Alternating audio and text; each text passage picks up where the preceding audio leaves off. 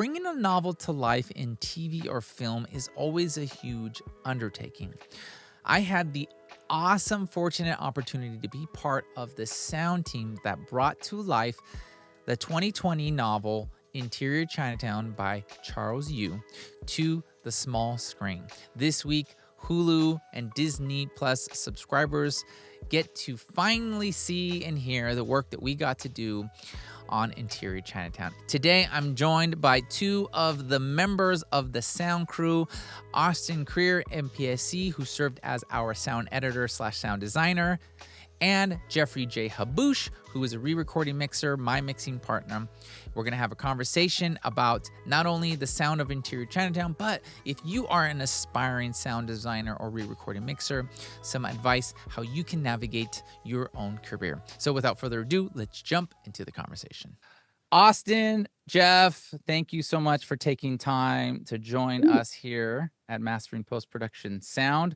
We're discussing Interior Chinatown, awesome new series that we all got the opportunity to be a part of. So super grateful for that. But thanks for taking time out of your crazy schedules to talk sound. Sure. Jeff's been here before. So thank you again, Jeff. Last time we talked. Oh, love coming into the Joel world. It's awesome. One of the beginning episodes. So if anybody's missing out on that, go check out that episode. I haven't changed a bit. Yeah, haven't changed a bit. I love it. Well, we'll start with Austin Krier, MPSE. How long you been doing this, Austin? Tell me a little bit about like your journey into the crazy world of sound design, sound editing, as far as your career is concerned. Yeah, I went to school in Colorado for music. I was a vocal performance major. Vocal performance? I didn't know that, Austin. Oh, hold on. This is gonna be great. I love it. And like, well, I was in a lot of choirs, and then like the track was solo performance, sure, which I didn't really like all that much, and realized that it was going to be very hard to monetize that. Got it. And the school this is CU Denver in Colorado, and they had a music tech program, which was mostly like recording bands, live performance, music side. And then they had one class on sound for picture, and they called it sweetening, audio sweetening, which is a very you can always tell when somebody goes to school for sound because they call it sweetening, like sound editing, sound design, right, sweetening, or Foley. Or Foley. Yeah.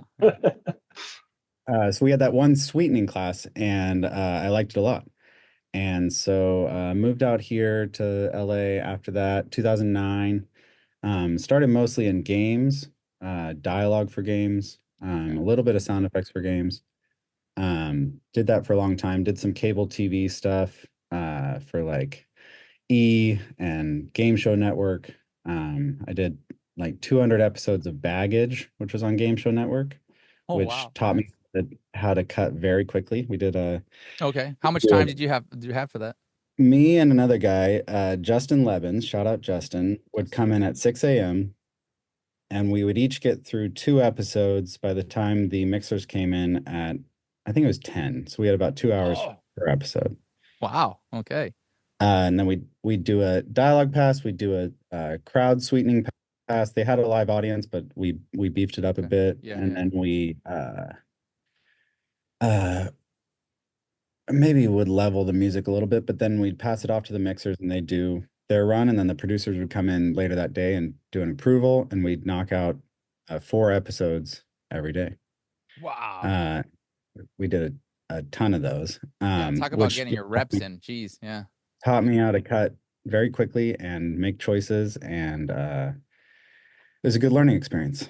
And then my first like linear narrative like real show was with you guys, well, eventually Jeff, on Legends of Tomorrow. That's right. 2015, and we did 7 seasons of that. 7 seasons, yeah. Over 8 years. Or no, was it 8 seasons? It was I don't remember. 7 seasons, yeah. Over 8 years. Yeah, about Something like that. Something like that. whatever. Yeah, exactly. Which taught me how to cut even faster and make Yes. choices even quicker and Right. be very deliberate with the sounds I'm doing, not overcutting. I remember in my early projects and movies and stuff that I did, I would cut, um, and I've seen this from a lot of young editors too, where you cut like if you're doing BGs Hmm. or or sound effects, and you'll have like uh an explosion or something, and the explosion is just like uh 10 tracks of explosion dot wave stacked on top of each other. On each And other. Right. Right. Got it. it's just a an absolute wall of nonsense. And so Yes. I feel like I'm probably still cut too wide for TV, but I feel like I've honed in uh the direction or what making choices about what's going on screen and what we're going to hear and what we need to hear and what Hmm. we don't need to hear, which is more important. Mm-hmm. Uh, and grown a lot in that. And that this Yeah. TV stuff has helped me do that a Yeah. lot because of the time or the turnaround time and Sure. uh, whatnot. But Yeah. Yeah. so yeah, and now we did Interior Chinatown, and we're gonna The keep rest is going. history. Well, I love it. No, thank you for that little rundown really quickly. I know it's so much. It's hard to really just in a few moments encapsulize a whole career. But the one thing that I'll say about working with Austin is that Austin, yeah, our first show was Legends of Tomorrow, and that's when I was introduced to your work, and I'm just gonna, I think I put it the other day on social media. I mean, he's a beast. He's a beast when it comes to the amount of sound that he can cut in the time that he's given. And it's great to hear, at least, you talked about getting reps, and I talk about this a lot, getting reps. And I think, Jeff, you alluded it to when we did our master class, and we talked about, how you were trying to get better at mixing films, and you asked, I forget who you asked, but you asked Randy Honecker. Honecker, that's right. And how do you get better at mixing films? You mix a lot of them, right? It's like it's that concept and idea of getting the reps in. And so it sounds like for Austin, at least for you, getting that time when you were cutting those 200 episodes or whatever, it's like, man, boy, were you under it, and you better believe you were getting better at cutting all that Yeah, stuff really quickly, and then leading into the television stuff. yeah. No, I tell every not that I'm getting hit up all that much by Hit young up, you're editors gonna get hit up now, okay? after my illustrious career here. No, but any person who says how do you get started or whatever, and I always tell them cut as much as you absolutely can. I've done, That's good. I don't know, hundreds of films and short films and student projects, and Mhm. just especially starting out, I did every single thing I could find on That's Craigslist and good. That's good. Yeah. wherever. And a lot of it should never and probably never saw the light of day anyway. But the sound work was Right. off. Yeah. Um, I love it. but even if the project wasn't that great, I still met a lot of people and Hmm. learned a lot of things and learned what to do, what not to do. And That's so great. yeah, Yeah. working as much as you can Hmm. without getting taken advantage of, I guess, is good. Yeah, that's great. Well, and Jeff, just as we can kind of give a little introduction to Jeff, just in case people are not familiar with Jeff, but Jeffrey Jay Haboush, CAS, four-time Oscar-nominated sound re-recording mixer, Emmy winner. Tell everybody just a Ow! little bit. Oh, yeah, exactly. Just a little bit for those who've never seen previous episodes before that you were in. Just a little bit quickly, a rundown about your career, how it started. I mean, you've been doing this for 40 years now, right? Yeah, yeah, proud member of the local 700 for pretty much 40 years. Proud member of the Academy of Motion Picture Arts and Sciences. I think going on 30 some odd years. Wow. Yeah. NCAS. Yeah, no, very fortunate, blessed, grateful person. Started at a small facility in Burbank, B&B Sound Studios. Met a lot of great people there. Got an opportunity first to work with film, and learn about sound because I didn't have a clue. I had left a gas station, or was it der Wiener Schnitzel, one of those two places, One of the spots, right? when I was 18 years old, to work in a booth, a projection film booth. Learned about mag, oxide, and analog recordings, 3-track mono, single track mono, eventually uh, uh, 70 millimeter full 6-track sound that was actually printed on the film. On the film. Very educational. Just a quick sidebar. A couple of weeks ago, I went to an Academy screening of a film that was shot in 70. And the name of the film was The Brutalist. Long movie, 3.5 hours. Wow. With an intermission. And I bonded with the projectionist because I bond with every projectionist out on the field. That's a whole different story. And I went up to the projection booth at the Academy screening rooms, and I call it the Death Star. It's where they have a couple like screening rooms. Yeah. Yeah, and he had his actual physical 70 millimeter rolls with 70 millimeter projectors, and they were dual 70 35 millimeter projectors. Brought back a lot of memories. You lift these things up, they roll for 20 minutes, you make a changeover, you can't screw up. It's actually a projectionist job. Instead of pushing a button that runs a 4K, full feature and just one button move. Yeah, a button. Exactly. Anyway, there's a lot of memories going into that projection booth because that's where I was brought up. Then I moved on to mixing at that same facility. Got to mix a lot of cartoons, trailers. Trailers were the first thing. That was probably one of the best learning experiences for me, is trailers. It's little 3-minute rolls, and everything's happening all at once. Loud music, loud sound, voice, right. All of it just all going. But you could sit there and take your time and make it cool. Then mixing cartoons, those are, again, 25-minute cartoons. Again, everything's happening all at once. Great experience. Moved on to low budget features at that facility. A bunch of low budget features, which is great, man. Fun, and low budget features that are kind of, still cult films to this day. Yeah, that's great. Left B&B, started working at, very fortunate to go work at the campus of Warner Hollywood Studios with a lot of great mixers there, a lot of great history there. I worked there for about 10 years, Warner Brothers, moved on to Sony for about 10, 12 years, worked at Technicolor, had the opportunity to mix pretty much all over the world, London, New York. Very, very fortunate. Met Joel and Austin in 2015. Got the opportunity to start working on streaming shows, which was becoming a big thing, That's right. 8 years ago, whatever, 9 years ago. Got out of my comfort zone of being a spoiled mixer, where I have people do so many things for me, mix techs, where I got to really take the opportunity to learn mixing in the box, mixing Pro Tools, learning about plugins, which was just, for me, it was fun, and it was challenging, and it was something that I'm still very grateful for. Mixed those Legends of Tomorrow show, that's where I met Austin. Austin was, editing those shows, and occasionally Austin would come to the stage to sit in for the post supervisor, Owen, who, if he wasn't available, he'd send Austin over. And, besides Legends, we worked on another show, I think, Stargirl. We were on Stargirl together as well. Yep. Yeah, that Austin was an editor. And, I'm pretty lucky to have worked with a lot of people. I get to know people pretty quickly as far as their editorial skills and also their personality and how they can get along with people.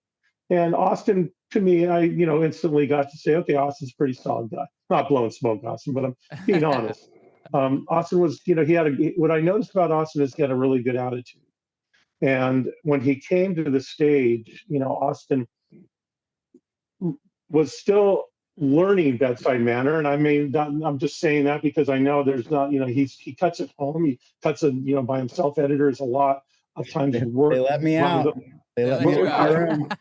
And just a recommendation, a suggestion to editors that, are at home and do work by themselves and are happy to be working by themselves and happy to send their tracks to the mixers and to the supervisors. a suggestion and a recommendation is, if you have the opportunity to go hang out on the stage, take it. Keep your mouth shut. Just, even if you want to sit, look, you don't have to keep your mouth shut. Did I talk too much? Not at all. Austin Too was many spot notes? on. No, you're great. No, but Austin. but you have there. But when I say keep your mouth shut, that's actually not 100% true. You also do want to have a voice, because if you have an opportunity to participate, you want to sit there and say, hey, I have an opinion on the creative, on the creative part of this sound job. Mhm. So anyway, I got sidetracked on Austin. No. But I love that what you said right there. It's, and just like I know what you're saying. It's the idea of, it's not literally keep your mouth shut, but what you mean is there is an etiquette when you get onto a dub stage, right? There is an etiquette, because for those who are listening that never, don't know this, the fact remains that the mixers, the dialogue music, the effects mixers, though, that is their domain, right? That is their place where they are putting everything together. And there's sort of like this unwritten rule of, you come in and you show gratitude for being there. You pick and choose the right moments to speak up, because there is a lot of work going on. There's a lot of nonverbal communication between the mixers. So when we say, shut your mouth, it's like, find the right moments, find the right moments to speak up. And when you are allowed that, like Jeff was saying, yeah, we want this a collaborative process, which leads us into this conversation about Interior Chinatown, being excited that, hey, we're out there now. We're out in the world to be enjoyed, to be seen and heard, more importantly. But let's talk a little bit about the creative process, right? Austin, we'll go to you about bringing this world to life. It's one of the fortunate highlights of my young career, being able to supervise and mix with everybody here.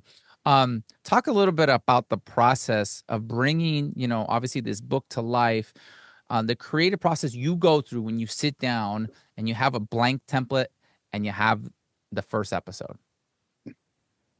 Well, spotting session's huge. I was in that first spotting session. We were all there. That's right. Which was good. And then the spotting notes, obviously, after that.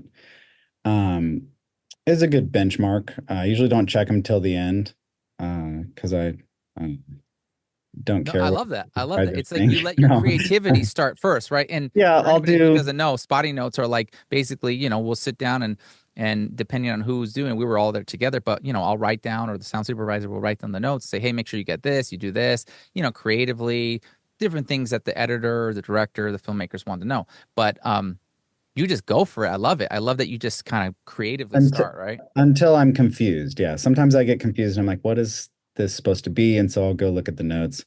No, I glance at them when they first come in, because you don't want to miss anything that you'll waste time on. There's no time to waste time.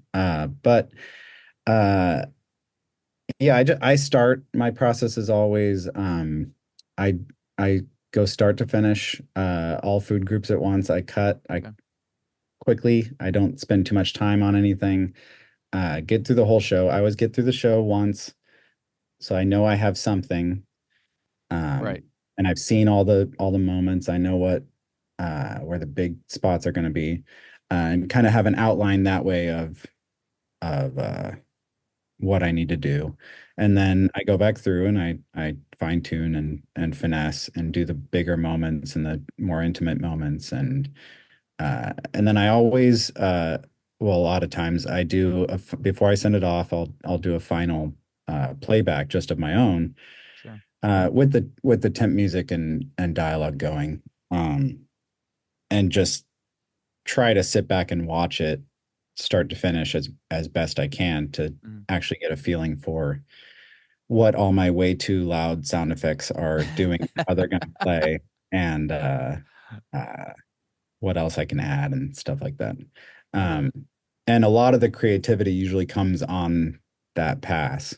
On the pass you watch down yourself. Yeah. Yeah.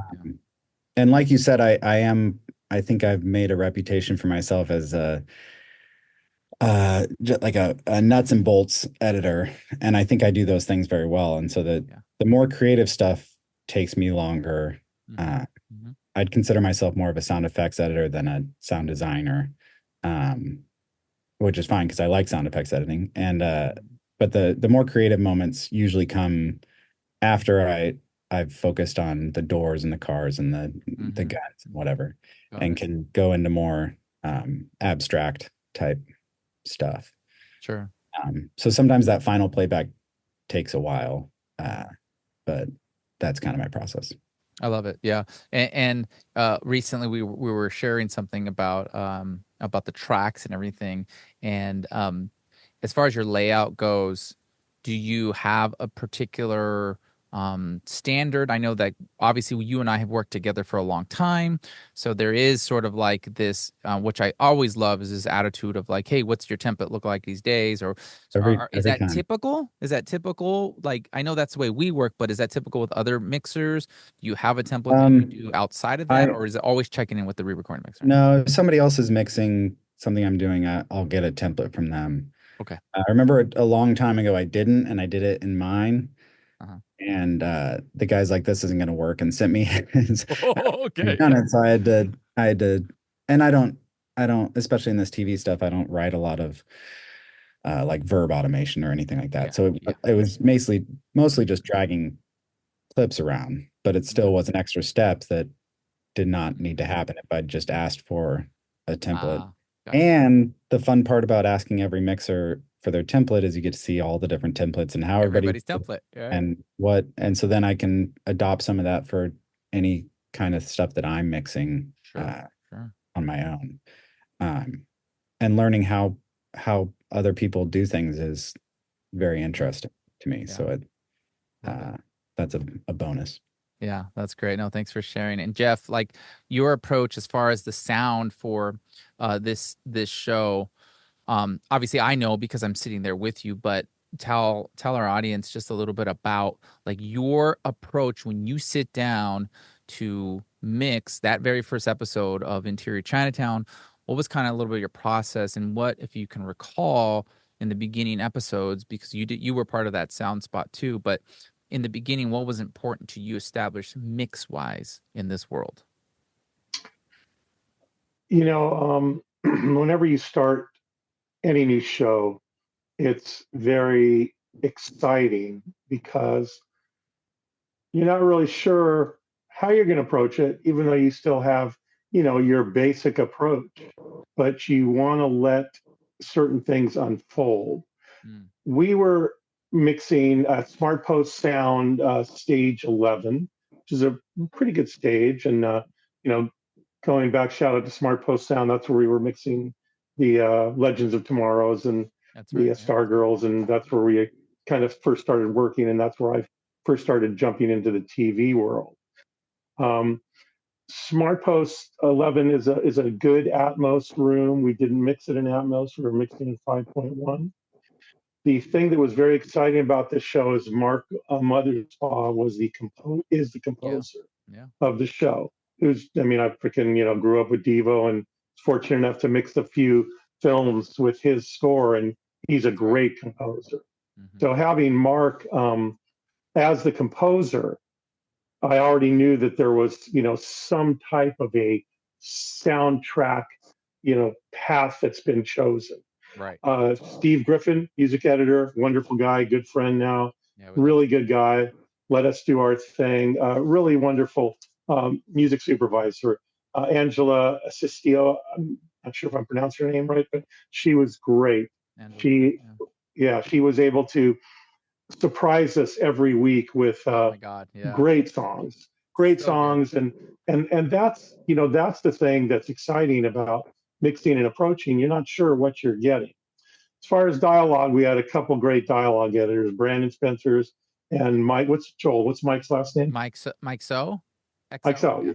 Mike, great music editor, dialogue editors, great dialogue Dialogue editors. editors. Hmm. Dialogue was very, very tricky in this show. It was shot on the Fox lot and on location, and it was a very production mixer did a great job, but still there was a lot of different types of layers that we had to deal with the two different locations of the black and white show and the Yeah. Chinatown, and trying to make we had already spoken about, can we make the Chinatown smaller, and then the black and white cop procedural show like big and loud and narrator and all. And so there was a balance that needed to be sort of figured out.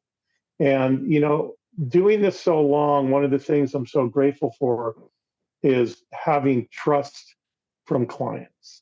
That's something that you can't put a price on it. Right. What Charles Yu, the creator of the show, and all the producers, and Patrick, our post supervisor, they basically said, okay, guys, you take the first 2 days of the schedule, right, and we're going to let you just do your thing. So Joel and I, with Owen and then Austin cutting, we had 2 days to let the show stand up, which is, again, something that's great when you have the client's trust, to be able to have that freedom to be able to try things, and Joel and I, man, we're freaking workhorses, man. We don't mess around. We're focused, we just come in and we start, we want to roll at 9. If our mix tech's running late, we're like, hey, what's going on? We got to roll. So we're just focused on just getting the job in the best it can be, because our third day, we've got to present this to all the powers to be, the showrunners, the executives, the creators. Everybody's coming over and they're going to hear our work. Yeah. And, we're after the first episode, because we're not sure yet. Hey, right. I sure hope these guys like what we did. They like our work. Yeah. That's what, and again, I'm dealing with the dialogue and the music, and Joel's doing a great job blending the sound effects, because we've been working together to where we have an understanding of what we feel is a really good balance for broadcast television, or heck, if it even plays in a movie theater. In a theater, right. we want to have that kind of balance, because a lot of these shows these days, they have presentations and the movie theaters. So you don't want to be like, oh, we're just mixing this for TV. We're mixing this for the small screen. We mix it for the big screen, the home theaters, people's home theaters. Yeah. Having the music is always like, obviously dialogue is number one. Dialogue is the king. If you don't hear every word, you're in trouble. I've watched the first couple shows. I've seen all the shows, but it just started broadcasting on Hulu a couple days ago, and I'm pretty happy with what I'm hearing. I'm not trying to patting myself or Joel or anybody on the back, but Hulu's broadcast is not bad. I feel like I'm hearing our mix. I'm hearing the words, and that, again, that's very important. And going back to the third day of our mix, we've had our 2 days where we've gotten to do our thing and experiment. And Joel call up Austin and say, hey, Austin, hey, it's all great. Can you just give me a sweetener here and and Austin's ready to do a little bit of that. I would never answer Joel's call. Yeah, he just put on block. You got to text me. I'm not gonna. Yeah. So our third day, the clients would come, and we would actually have 2 playbacks. We'd have a playback in the morning. Right. With and then we'd have another playback with Fox, Hulu executives, Disney, Disney, and they'd all come in, and everybody's having a great time, and we'd play the show, and then we'd take notes, and it was always very satisfying, that playback, because we felt that we produced for everybody what they wanted to hear, and it was a really cool show.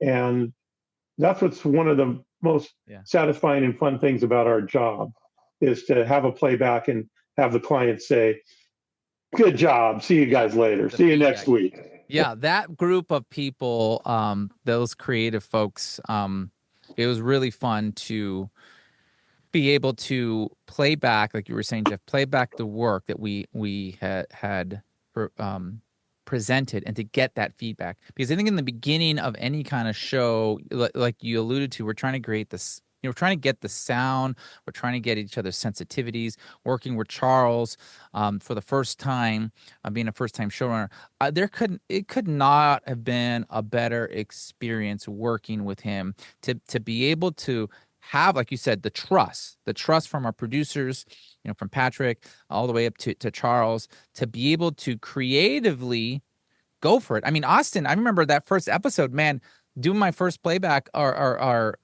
mix of the sound effects, there were so many fun things that you put in there. Like I was like, They oh my they God, let there's it no all play way. too. And they They let it let all it play. play. Yeah. They did. If you go back and watch it, I was watching the first episode. I was like, Some of it I'm like oh, that. Some of it I'm like that should not have played, but they let it go. You they know? let it go because they trusted us. And it was presented, I think, in a way like you were alluding to, Jeff, making sure that we had the dialogue. The dialogue is there.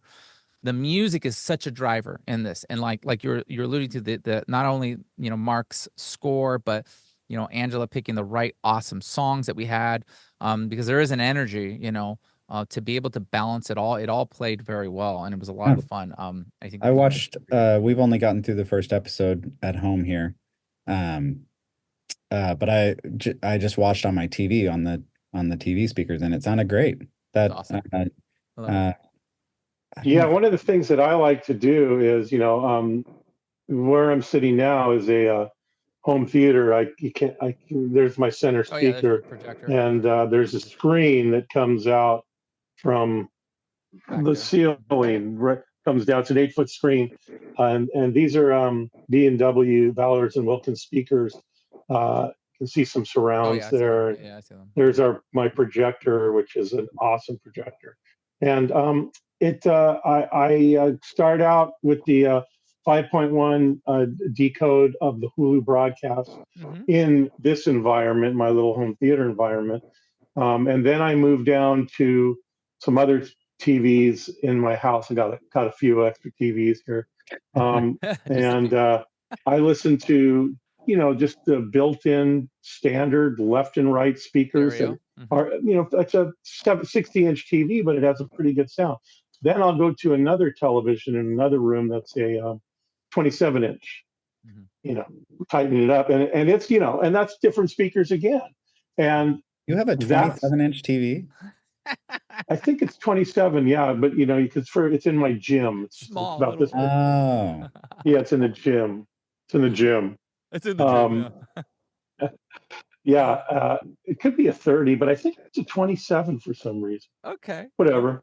Yeah, yeah. You're small. I'm gonna go one. You measure it, gotta check it on the Austin. iPad. I'm, Okay, you gotta check it on the I'm gonna iPad text later. you. I'll text you. I didn't know they made them so small anymore, but Yeah, yeah. I've got this Samsung that I'm looking at right now.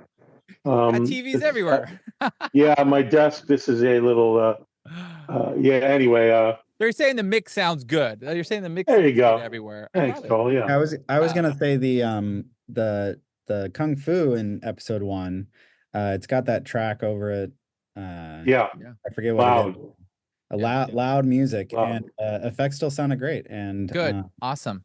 Well, they were fun. You did a great job, and that's a cool thing. Like any designers out there who are aspiring to do this or already doing this, Austin, part of the workflow we established, we were grateful for Steve Griffin, our music editor. Steve was asking if providing the score would be helpful. Yeah, we had to it you. in the temp was huge. Yeah, to have tell me about score that. Like, how do you use that? How do you balance? I think maybe, or at least most of the needle drops were in from editorial too, which was very helpful and a good way to see the final product before you see the final or hear the final product. But yeah, I always have music going almost always when I'm cutting. There'd be, I don't know, I don't think there'd be any benefit to turning it off. Right. Right. Especially the needle drop stuff that is going to be loud. To have something come through, know that it's going to come through is important. No, that's good. But yeah, that trash can in the Kung Fu scene when it flies across, that got a laugh from my wife at least. I don't know if my dog. My kids laugh. My kids, my two oldest, they're like, it's funny. Yeah, they're real funny. Yeah, that's a fun scene, and I think even in that scene in particular, we left in some of the snarls of the bad guys, some of the grunts, and I think there was a tiger in there. Wilhelm made it in. The Wilhelm made it in. Was part of a review that they mentioned that they heard. That's right. Yeah, that's a little sound fun thing that we left in. We were able to, it's you got to be tasteful with those because, as you know, because we've been working together a long time, Austin and I, and anytime it happens, if sometimes it can get in, sometimes I can't. You got to be very tasteful with it. And I really liked how it came in. We left it in. It was great. They liked it. Yeah, that was our one Wilhelm. I That was think. our one, Yeah, I think, for the whole series. for Yes. the So, run. and if anybody's watching and you haven't seen it, go check it out. See if you can find it. I cut about 400, but they don't. You can't get every Austin joke. is the king of gags, and I love it. He will literally put in just some of the funnest. Like, I'll just sit there laughing, and then I'll text him, and I'm like, oh my gosh. He's like, well, let's see. And then sometimes it gets left in, sometimes it doesn't. It's usually doesn't. yeah. Sometimes I forget they're in there, and then you send me the mix of it, and I do. It's fun. Well, just kind of like to talk about just the creative process as a whole, right? Obviously, at this level that we're all in, most of the work that we're doing is never a thing where we're by ourselves, right? There is this creative, collaborative process. Talk a little bit about how either both, Jeff, this is open for either of you, about the creative process together, collaborating. I think a lot of my audience, a lot of people who are aspiring in this industry are used to the one man, one gal band where they do everything themselves, right? They got to record it, they got to cut it, they got to mix it, they got to do that. Tell me a little bit about how you enjoy the process and what collaborative process like this means to you. I'll go first, Austin, with that. I'm going to go back to what we were talking about. People walking into a mixing stage. Mm-hmm. It's intimidating. When you walk in, you're not sure what's going on. Sometimes, you'll walk in and someone won't even say hi to you, and the mixers will be down at the console, and they're just focused, head down on the desk, and let's say they're looping an ADR line or they're looping a sound effect. And, it's just the same sound going over and over again. And then you go back and maybe roll through a section and you're kind of working on an ADR line and you're just going back and forth. And, someone who's really not used to being in the mixing stage would just go, what's going on? What's happening down there? When I'm working with clients, I love to socialize and I love to talk to people. I love to just, I love people. So I love to just get along, stop the mix and like, hey, how's it going? How's the family? What's happening? Yeah. How are you doing? Okay, I'm sorry, I'm not going to talk anymore. I got to get back to work. So you sort of let them know they've come in the stage and because they're going to hang out there or other people are going to hang out there. You give them a little bit of a introduction and just sort of let them know what's happening. We're working on this one scene right now. We'll play it back for you in about a half an hour. Get some coffee, make yourself comfortable, do your own thing. So one of the, again, important things for me when you're working with you, when it's just Joel and I'm like, hey, Joel, don't talk to me. I'll talk to you in about an hour. I'm going to take a pass. Don't even look me in the eye. I'm just taking a pass. So, laser focused. I'll see you. I'll talk to you. We'll talk at lunch. But when clients come in, you want to have that sort of, socializing with the people that are in the room instead of ignoring them. And that's kind of I'm not going to say it's an art, but it's something that you can sort of just, eventually understand, what takes place in a mixing stage. And then on the other hand, mixing stage is a very expensive place with the hourly cost. You've got post supervisors, you got people that are paying bills. It's not a place to chit chat. It's not a place to tell jokes. It's not a place to have fun. It's a place to work. So there has to be this balance of working and socializing, and again, it comes down to being a balance. When you have a room with picture editors, directors, showrunners, sound editors, music editors,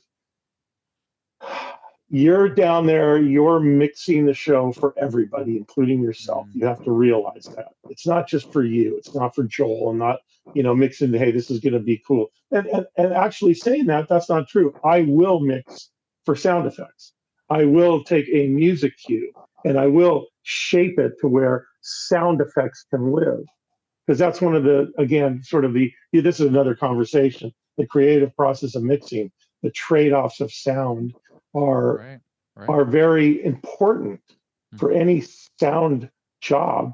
And but you'll be working with a bunch of people, and they'll say, the main thing the clients say, "Oh, I can't hear that line," Right. or "The music's too loud," Mm-hmm. or Mm-hmm. "That one sound effect's too loud." But it Which ranges, happens. Which happens. Which happens. Yeah. It does. So It does. I don't know. Did that answer your question, Joel? No, it's great. I appreciate you sharing that. And Austin, I know your role is a little different in the sense that you do spend a lot of time, especially like on this project, you know, in your home studio, right? So getting out, which it's always great when you're out to, what does it look like to, for you as far as collaboration? Like where do you see yourself in the line? Obviously, you're a very important part to it, to this process. Yeah, I don't know about that. No, I did BGs and effects on this, which is I like doing, but it is slightly less collaborative, I guess. I like it because I know what I'm pushing against in BGs and what I need to add and Mm-hmm. whatever. Um, but I like when editorial asks for stuff in advance, any kind of pre-design stuff. Which we had this opportunity. We got the opportunity. We did a This little, one we yeah. did. Yeah. And it survived. And anytime Yes. it actually makes it into the cut and the showrunners have heard something before the mix stage is usually an advantage. Uh, at least they've heard whatever version it was. So that's a bonus. And then Right. if you can't, going back to the stage, if you can get on the stage and hear your stuff on the stage, it's a eye-opening experience because you'll hear what's working, what's not. Anytime you guys can relay back what's playing, what's not playing, what the client likes, what they don't like. Because otherwise we spend a bunch of time cutting stuff that doesn't need to be cut or is Right. not liked by somebody. Because there were a lot of cooks in the kitchen on day 3 for this one. A lot. Yeah. And then Owen doing fixes on the stage is always helpful. He'll relay back to me what he's having to add or give me his layers back if it's going to be a recurring sound. Which has been just interrupt. Sorry, just interrupt because Owen's not here, but Owen was our ADR supervisor and additional sound editor on the stage. Shout out Owen. Yeah, shout out to Owen. What Owen, was to our whole crew was just instrumental. It's just he did so much behind the scenes with the actors, the ADR, and so much. But yes, like having Owen there to be able to communicate, because what will happen is we'll come up with something on the stage and I'll say, hey, I need this and that. Okay, what about this? Okay, let's check it out. And then it needs to get back to Austin because on that spot, we're creating that there. Well, it's going to come back again. Like with our lights, remember how we, when the show is going back and forth, we came up with some cool things that were on top of some of the stuff that you did. And then it had to get back to you so that you can continue to be putting it in and improving on it every episode. So that's exactly a little bit about it. And Owen's another very good set of ears to listen to things and put his perspective on them. And he's a good sound designer, so anything creative he's great at. Yeah. Owen Greenwich Young, CAS, MPSE, DEG, SAG. Owen was also as Joel said it, the ADR supervisor. The most thankless job in film. Yes. And this show in particular, it had a bunch of ADR. It had a bunch of added lines. Languages.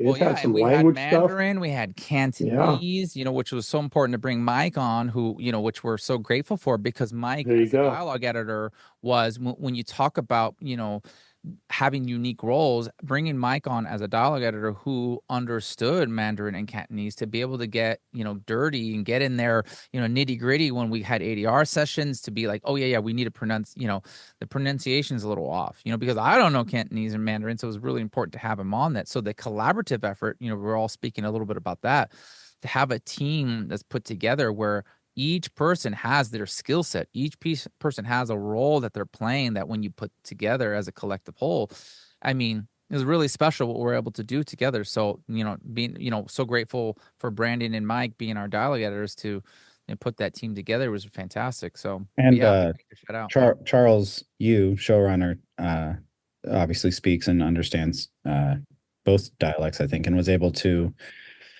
point us in the direction of what a certain scene, even within Chinese, whether it should be Mandarin or Cantonese, was Correct. obviously helpful. Going back to the spot too, he would give that information.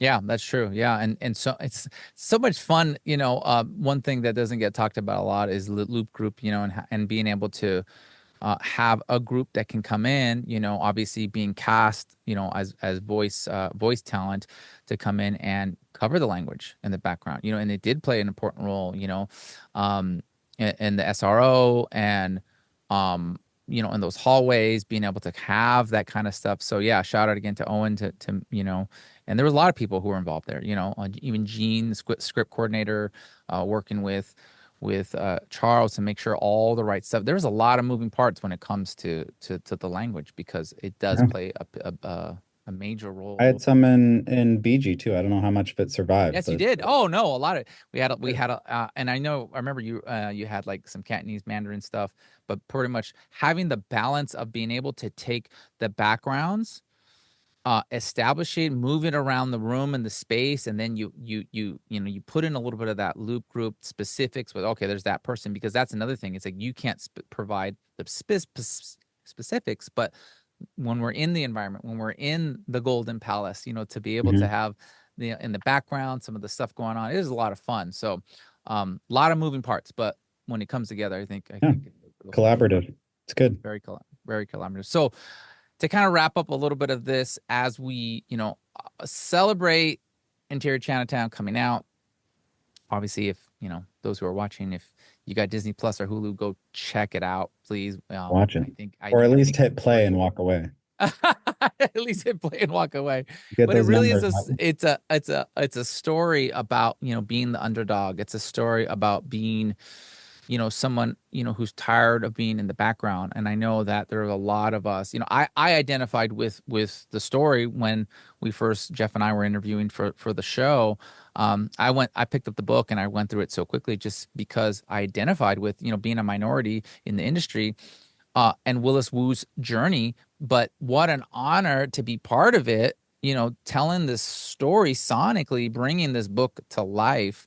It just meant a lot. So I'm very happy that people can watch it. I'm very, again, go watch it if you haven't seen it, folks. But let's end with just, if you can, we kind of talked about it a little bit before we got on camera, but just talking both Austin and Jeff about, people who might feel like this journey of navigating post-production sound is just a mountain, right? We all remember where we started, where we came from, our humble beginnings, for lack of a better word. But what kind of advice, Austin, specifically for, sound designers, sound editors, whether it's in game, it's in narrative, long form film, short films like that, what kind of advice would you give to someone who is, either starting out, struggling, feeling a little discouraged? What are some things you think you would tell, 20-year-old self, 20-year-old Austin back in the day? Well, keep going, for one. I remember before I got the Legends of Tomorrow show, I felt like I hadn't done a lot of I don't know what the right word is. High level, to some extent, type of projects. Been a lot of low budget stuff, and it was discouraging. And then I got that gig, and things started picking up a bit. Yeah. So just keep going, I guess. Collaborate. I think there's a lot of good, which is kind of a new thing. There's sound design groups, recording groups, clubs, memberships, MPSE. Shout out MPSE. Yeah. Which they have a student membership, which I think is that's right, they do. Yeah. And even cheaper to join. But they do groups, they do meetings and hangouts and stuff, and inspiring to see what other people are doing and what the industry is like. And then, yeah, I don't remember if this was on camera or not, but cutting as much as you can, Yeah. Mhm.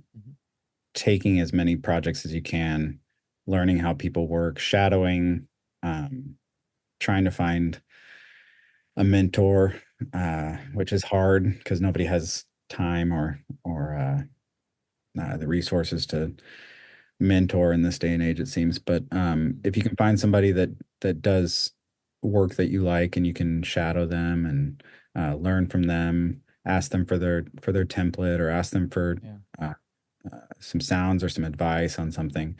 The industry is very open to that type of information, I think, which is unique and inspiring and collaborative and good. I love it. No, you hit it right on the head there. I love it. Get your reps in, reach out, be part of those things. I'll go ahead and put a link in the description below for people. MPSE, they have a student membership. I think the same thing. Well, I don't know about CIS, but I'll put that stuff in the description. But what about you, Jeff? Any kind of words of wisdom? Obviously, I get a front row seat every time we get to work together. But for those who are starting out and want to work on high content stuff eventually, a few words to 20-year-old Jeff. Boy, oof, 20-year-old Jeff, yeah. Got how much more time do we have? Not that much. No, look, I mean, the bottom line is it's tricky now. I mean, I'm not trying to be negative about anything. Years and years ago, it was a little different. People could come and sit on mixing stages. People could kind of move up in the ranks. I mean, that did happen. And the ranks now are a little different. There still is that opportunity. And the key is if you could maybe connect to let's say a small boutique sound house, do something where, hey, doesn't matter, man. If you could come in and be a PA, if you could do any type of anything in that facility to where you can be around sound editing and sound mixing. If you have an opportunity to be around it, then you can stick your face in there and try and connect with someone. You just don't want to be a jerk, you don't want to be disliked. It's very important to be likable. Yeah, the attitude's number one, and motivation is not. I mean, let's reverse that. Motivation's number one, attitude's number two. Either one, you can switch them all day long. If you can get that opportunity, and you have that opportunity to make let's say a little small movie and make the sounds and do all that to learn, this craft. As there's two crafts here, there's sound editing and there's sound mixing. You have the opportunity to learn that, and now more and more people can do that on a iMovie. Pro Tools is available in multiple versions that aren't crazy money. I could mix a movie on a laptop now. I don't want to say that out loud because people are doing that and taking work from me, but that's just part of the world. Not very well though, but yeah. Now it's a different world. My laptop mixes sound great. Yeah, I mean, with the new AI stuff, you just click the button, Apple technology, and mix it. Yeah, the thing is that we still, also when Austin said something interesting about how, he's going, I'm not doing the cool stuff. I'm not doing the cool stuff. I want to do something cooler, I'm just doing so stuff. I want to do, something that's a little more, impressive, something that's a bigger type of that will come. If you can start with the small stuff, the big, large, giant sound show, hey man, it'll come to you someday. It'll come out of the blue. And when you feel down, you feel like nothing's going to happen, all of a sudden something can. Yeah. What's happened in our industry these last few years, strikes, COVIDs, shows not starting up as when they are, and strikes. And, those have slowed down the opportunity for a lot of up and coming people. I think it's almost put a big roadblock up for some of those kids or adults or anybody that are trying to, make something of this industry. But that being said, that this industry is still making content. There's still going to be movies and television shows.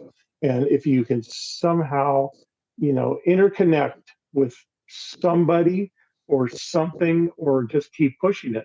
Heck, even if you go to the HR for movie studios, try anything. Just try it all. Yeah. Try anything. Joel's got a great story about how he wrote a letter 30 years ago, 20 years ago, whatever, 20 years ago.